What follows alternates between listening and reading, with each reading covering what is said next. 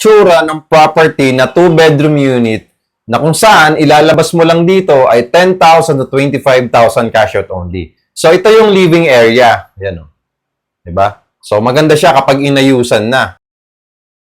Area, ito yung TV mo, tapos ito yung bathroom, and then yung 2 rooms, yung dining, and then yung iyong kitchen nandun sa loob.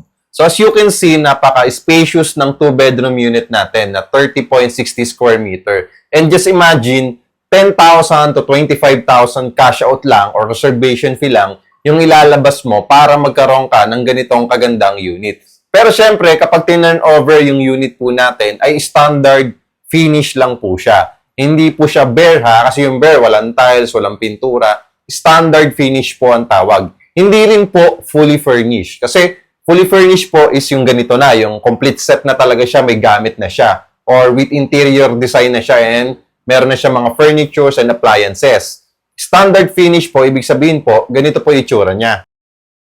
Naka-tiles naman siya.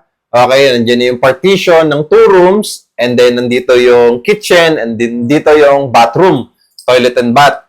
And ang good news dito, gamit mo na lang talaga yung kulang, pwede mo nang lipatan agad yung property within 30 to 90 days process.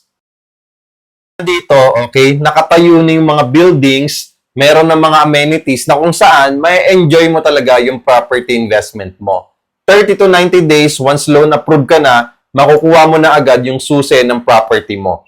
Okay? Kung naghahanap ka ng affordable property na walang spot down payment, walang hidden charges or extra fees, lifetime ownership, just follow me and message me at huwag kalimutan mag-heart.